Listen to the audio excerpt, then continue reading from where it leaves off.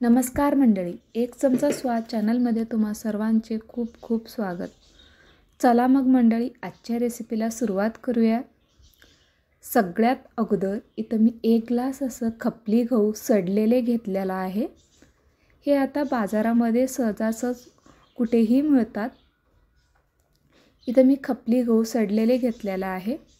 1 glass असं घेतलं आहे. 1 ते 2 वेळेस पाण्यामध्ये स्वच्छ धुवून घ्यायचं. त्यानंतर 2 ग्लास पाणी घालून थोडा वेळ भिजत ठेवायचं. आता कमीत कमी 2 तास तरी ठेवायचं. मी तर रात्रभर ठेवलेलं आहे. यामुळं लवकर शिजलं जातं म्हणून रात्रभर भिजत ठेवलेलं आहे. एकदम मऊसूत भिजलं गेलं आहे गहू, तुम्ही बघू शकता. ह्याला फार वेळ लागणार नाही आहे कुकरला लावलं तर शिजायला. आता इथं मी कुकरमध्ये घालून घेणार आहे.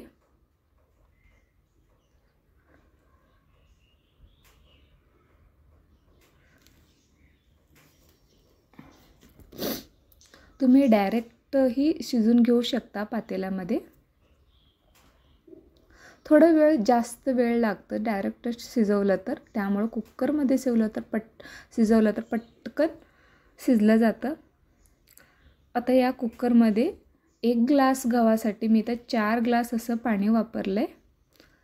कमीत कमी एका ग्लासाला 3 ग्लास असं पाणी तरी लागेलच. मी तर थोडं जास्तीचं घातलेलं आहे पाणी. तर हे पाणी घातल्यानंतर बारीक गॅस करून साधारण 7 ते 8 शिट्ट्या होऊ द्यायचे. एकदम बारीक गॅस ठेवायचा.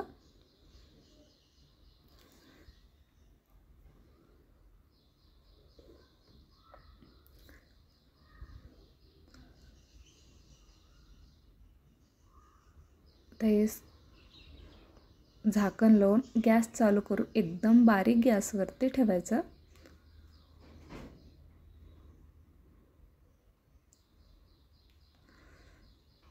बारीक गॅस करून साधारण 7 ते 8 शिट्ट्या व्हायला पाहिजे. एकदम मऊसूत शिजलं जातं बारीक गॅस करून ठेवल्यामुळं. आणि ह्या गव्हासाठी थोडा वेळ लागतोच खपली गहू शिजवण्यासाठी. आणि एकदम मऊ शिजलं का जावं असं म्हणून थोडं वेळ लागतं. तुम्ही लगेच गूळ घातलं तर ते गहू एकदम शिजलेले पण एकदम दाणे दाणे दिसतात. त्यामुळं कुकरचं झाकण काढल्या गूळ घालायचं नाही आहे. एकदम ह्याला छानसं घोटून घ्यायचं. इथे मी दुसऱ्या पातेल्यामध्ये काढून घेणार आहे.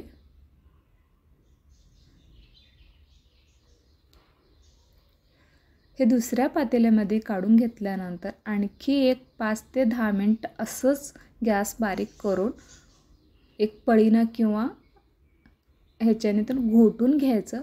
एकदम मऊसूत एकदम सगळीकडे मिसळलं गेलं पाहिजे.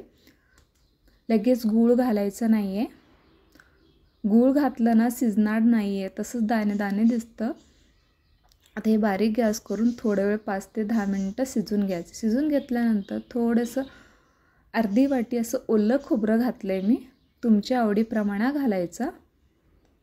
आणखी थोडा वेळ शिजू द्यायचं ह्याला 5 मिनटं असं. तुम्ही जितकं जास्त वेळ शिजू देईल तितकं एकदम टेस्ट लागतं ह्याचं. आणि कंटिन्युअसली फिरवत राहायचं, नाहीतर खाली करपलं गेलं जातं. मी ते 1 ग्लास खपली गव्हासाठी 1 ग्लास असं गूळ घेतलं आहे. गुळाचं प्रमाण तुमच्या आवडीप्रमाणे, तुम्हाला जास्त हवं असेल तर जास्त गूळ घालायचं, नाहीतर हे योग्य प्रमाण आहे. यानंतर इथे मी 2 ते 3 चमचे साजूक तूप घेतलेलं आहे. त्यामध्ये 5-6 बदाम, 2-3 काजू आणि 5-6 पिस्ता, 1-2-4 मनुके घेतलेला आहे. हे एकदम थोडंसं तळून घेतलं आहे. यानंतर ह्या खिरीमध्ये घातलेला आहे.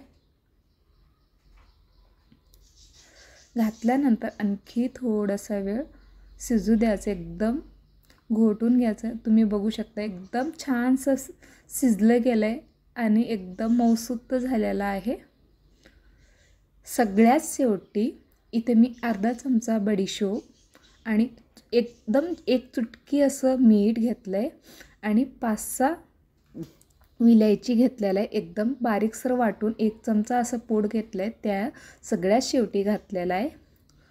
मग आता रेडी झालेली आहे आजची खपली गव्हाची खीर.